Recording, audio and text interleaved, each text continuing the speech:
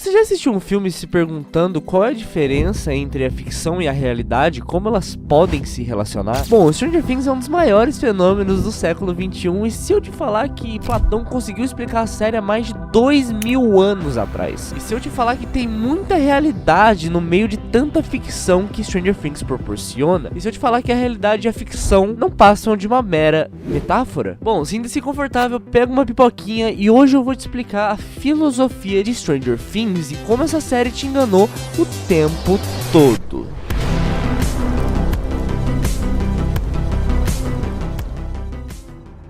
Pra gente entender esse vídeo, a gente tem que entender o que é a filosofia. A filosofia não é considerada a mãe das ciências à toa. Por meio dela nasceram diferentes áreas, como a física, a biologia e também a psicologia. A filosofia surgiu por volta do século 6 a.C., com o objetivo de compreender a realidade por meio da razão. Aquela ideia de questionar tudo que existe à nossa volta, como a origem do universo, o sentido da vida, questionar a natureza, a existência de Deus, enfim. Ela foi fundamental para o nascimento do pensamento científico e do pensamento crítico, e ela é fundamental até hoje, porque ela alimenta o desejo humano de aprender, de evoluir, de buscar respostas, de entender o porquê das coisas e do mundo à sua volta. E agora, eu, como um estudante de psicologia e um amante da filosofia, vou explicar o que Stranger Things tem a ver com tudo isso que eu tô falando. E relaxa que vai fazer sentido. Fica tranquilo. Platão, filósofo grego, inteligente, shapeado e fundador da Academia de Atenas. Você acha que a academia era só negócio de estudo? Olha o shape desse cara. Em sua obra mais famosa, intitulada de A República, ele desenvolve a alegoria da caverna, que mais pra frente ele pega essa alegoria e faz uma obra só disso, que é o mito da caverna de Platão. A alegoria da caverna é uma metáfora dualista sobre a condição e percepção da humanidade sobre a busca do conhecimento e abandono do comodismo perante os nossos costumes.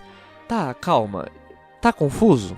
Se tiver confuso, eu vou explicar com calma que vocês vão entender melhor. A história é o seguinte: Platão descreve que alguns homens, desde pequenininhos, se encontram aprisionados em uma caverna sem poder se mover porque eles estão acorrentados, imobilizados em correntes. Não tem o que fazer, não tem pra onde olhar, tá tudo muito escuro. Atrás dessas pessoas existe um muro e mais pra lá desse muro existe uma fogueira. Entre esse fogo passam pessoas com objetos que projetam sombras na parede. Aí sim eles conseguem ver alguma coisa. E eles acreditam que essas sombras são reais. E é o único conhecimento que essas pessoas têm. Essas pessoas conhecem apenas isso. Agora, imagine que um desses prisioneiros consegue se libertar. Ele levanta devagar, olha pra trás, vê o fogo e fica confuso. Aí ele sai em direção da caverna, e quando ele finalmente sai, ele é ofuscado pela luz do sol. Aos poucos a sua vista vai se acostumando e ele consegue ver as coisas que ele nunca viu antes. Ele desconhecia tudo que estava à sua volta. Ele começou a admirar as árvores, ouvir o canto dos pássaros, e com o tempo ele passava a esquecer essa ideia de voltar para a caverna e admirar mais o exterior. Começava a admirar tudo aquilo que ele via à sua volta. Quando ele sai da caverna para tentar libertar os outros prisioneiros e contar o que ele viu, tiraram ele pra merda, zombaram com a cara dele, chamaram ele de louco. E esse negócio de parede, sombra, escuridão,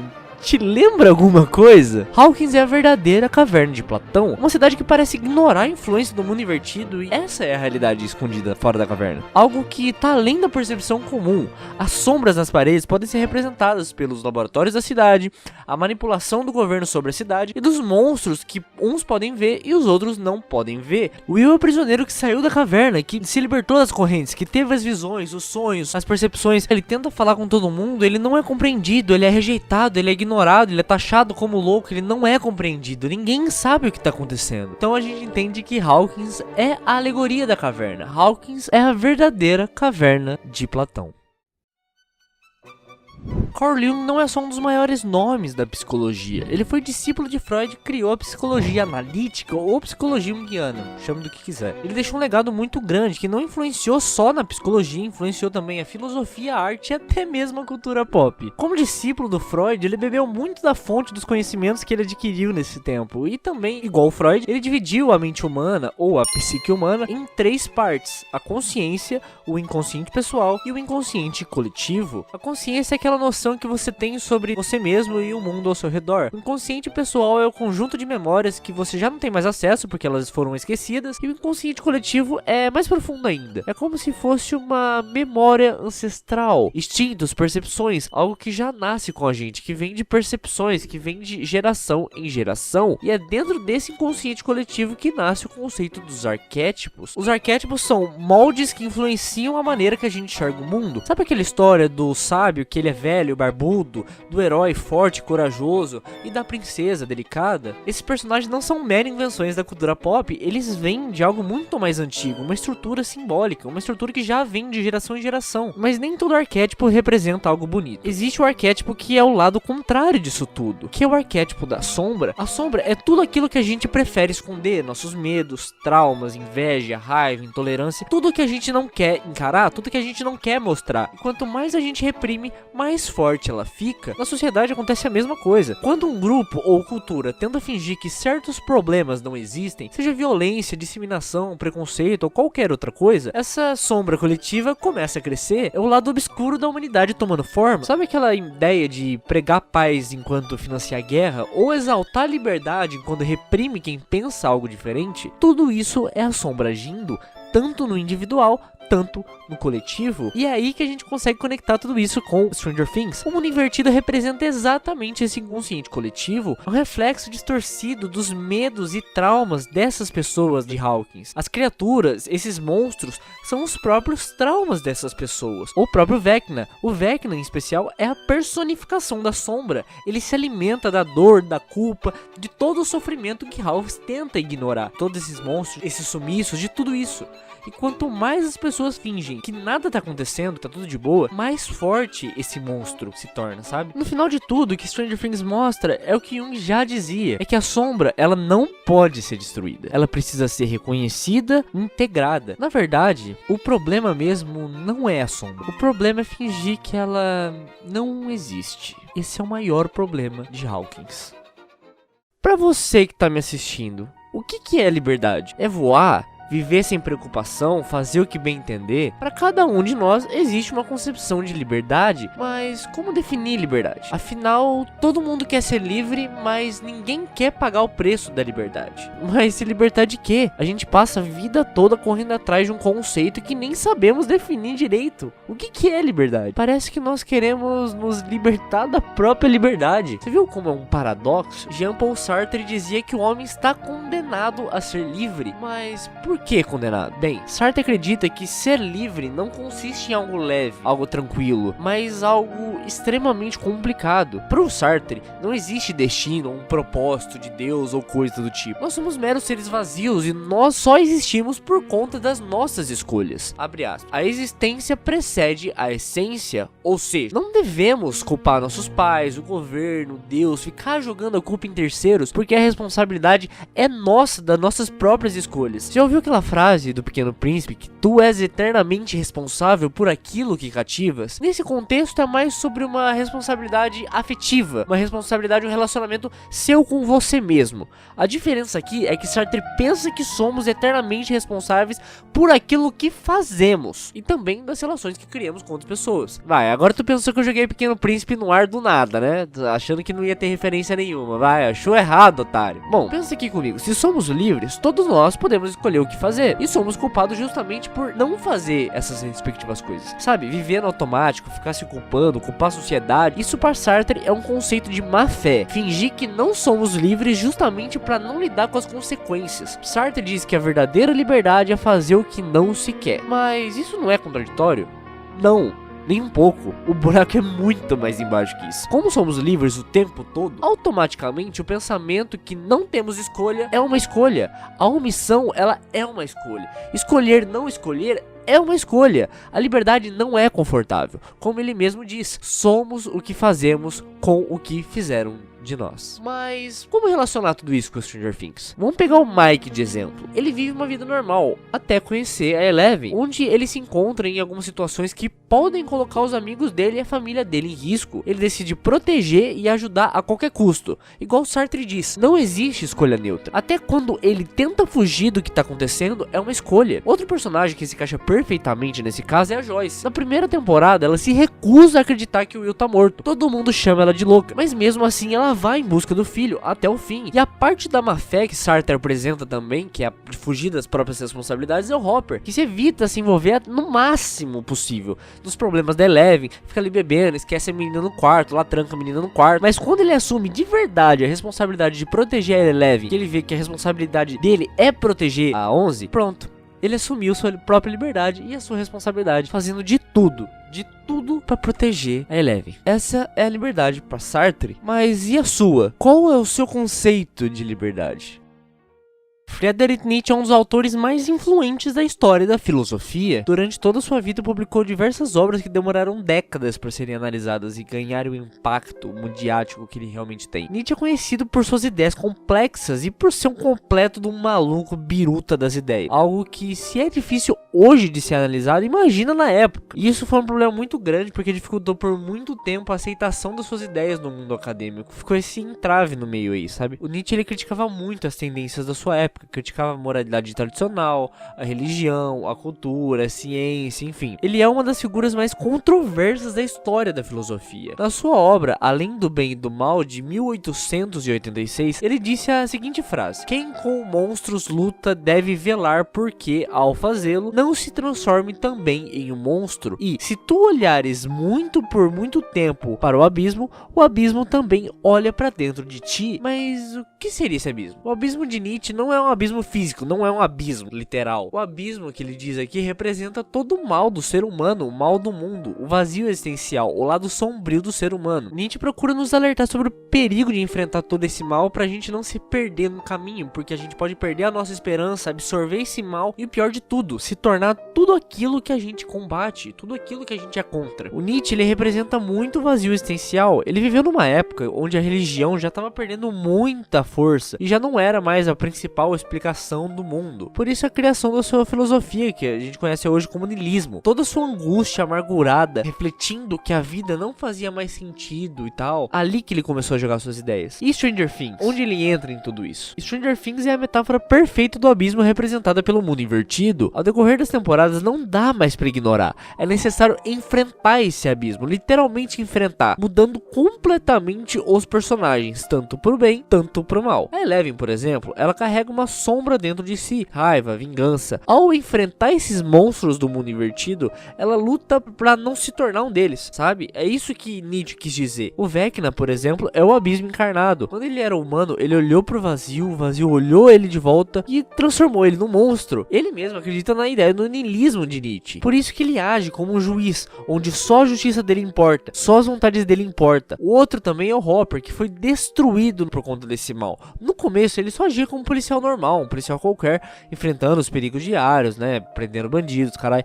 Mas quando ele se aprofunda nesse mundo, ele se torna alguém violento, paranoico, explosivo, diferente do Hopper gentil que a gente conheceu nas primeiras temporadas, do jeito que o Hopper sempre agiu. É só quando ele se abre pro amor que ele volta a ser como antes. Esse é o poder do abismo. É isso que Nietzsche quis dizer. Porque se você só ficar olhando o abismo, só observando, ele vai te olhar de volta. E se você não enfrentar, já sabe o que vai te acontecer. Albert Camus, se liga no francês do pai. Pariu agora. Albert Camus foi um escritor, filósofo e jornalista argelino considerado uma das maiores influências da filosofia do século XX e um dos meus filósofos favoritos. Pra você que reconhece o nome, mas não sabe quem que é o cara do meme do cafezinho, você já deve ter visto algum meme dele relacionado a café, enfim. Ele também escreveu uma das histórias mais conhecidas da literatura, o mito de Sísifo. Camus tem uma filosofia tanto quanto interessante, principalmente quando ele entra na questão do absurdo. Ele entende que o mundo é absurdo, não por falta de um sentido, mas pelo fato do ser humano buscar explicações diante do universo. Desde o começo dos tempos, a humanidade busca as respostas de onde viemos, para onde vamos, qual é o sentido de tudo isso. Sempre buscamos um sentido, um propósito, que muitas vezes a gente não tem essa resposta. E aí que a filosofia de Camus entra. É a busca de um sentido e a falta de respostas que entramos na questão do absurdo. Para ele, a gente não pode fugir do absurdo, mas sim reconhecê-lo. Nisso são estabelecidos alguns caminhos possíveis. O suicídio físico, que o próprio nome já diz, o filosófico, questões como fé ou ideologia, ou a aceitação consciente do absurdo. Camus rejeita as duas primeiras e entende que devemos nos revoltar com o absurdo, não negá-lo, mas viver apesar dele. Como Sísifo, por exemplo, que fica empurrando a pedra mesmo sabendo que ela vai rolar de novo morro abaixo. É justamente essa postura que Camus transforma a narrativa no romance O Estrangeiro, que é um excelente livro, inclusive. O protagonista, Meursault, é um homem comum, que vive de forma apática. Ele age de forma indiferente, não finge sentimentos, não busca justificativa. Todos nós já passamos por isso pelo menos uma vez na nossa vida. Ele simplesmente aceita o absurdo, vivendo na sua própria concepção de liberdade. Isso é diferente do niilismo de Nietzsche, tá? O niilismo, ele idealiza um mundo ao invés de viver o mesmo. Ambas as filosofias aqui, o mundo não faz sentido, certo? Essa é a diferença. No começo do livro, Camus já explora o absurdo nas primeiras frases. Abre aspas. Hoje, mamãe morreu. Ou talvez ontem.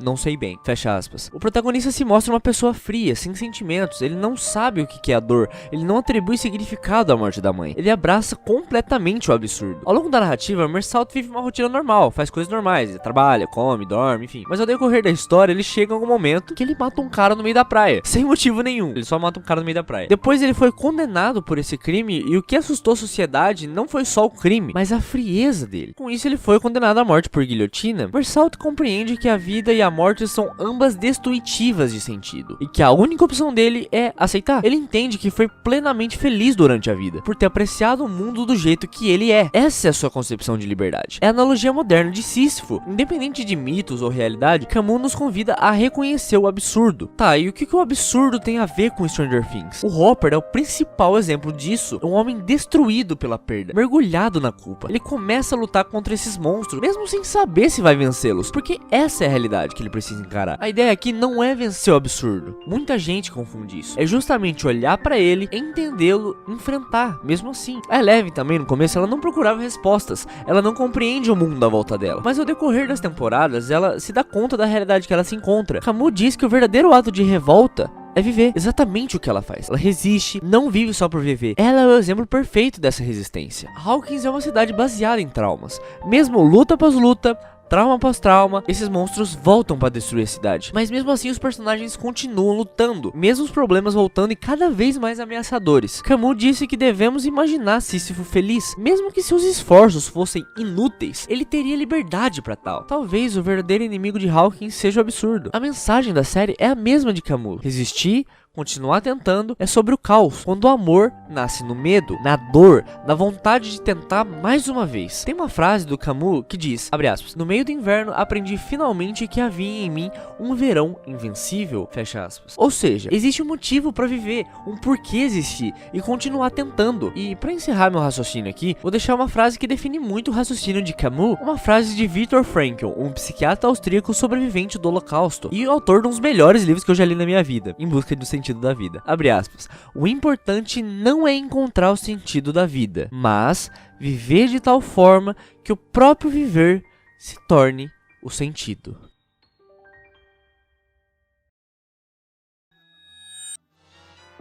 Bom, rapaziada, esse foi o vídeo, espero que vocês tenham gostado. Eu fiquei muito feliz fazendo esse vídeo. Demorou alguns meses só pra fazer o roteiro, então eu pesquisei muito, eu estudei muito, eu li muito pra fazer isso aqui. Se tem alguma coisa errada, eu peço desculpas. Eu tive que aprender muita coisa pra poder fazer esse vídeo, pra passar essa experiência pra vocês. Foi muito legal fazer, estudar e tudo mais. Se alguém ficou com alguma dúvida de alguma coisa não ficou muito clara no vídeo, sinta-se à vontade, comenta aí. Pode perguntar que eu vou responder todo mundo, curtir os comentários. Pode ficar tranquilo que sua dúvida vai ser esclarecido aqui. Eu também queria agradecer o editor, que teve muito trabalho pra fazer isso aqui. Eu queria agradecer muito ele.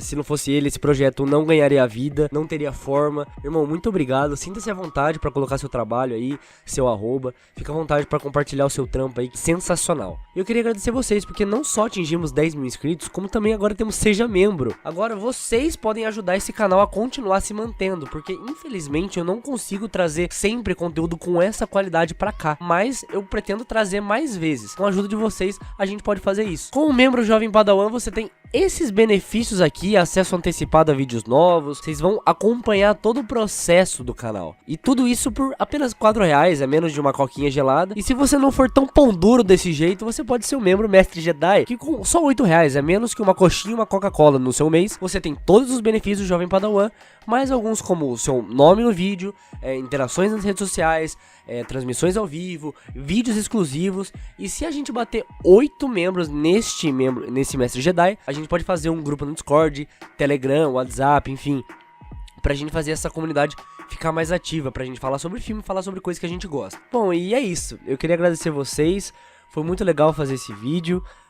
Se vocês puderem ajudar, contribuir, ser um membro desse canal, se você gostou e realmente gostaria de ver mais coisas desse tipo, sinta-se à vontade, se inscreve aí que vai ter muito mais novidades. E é isso. Fiquem com Deus, um beijo, um abraço e falou!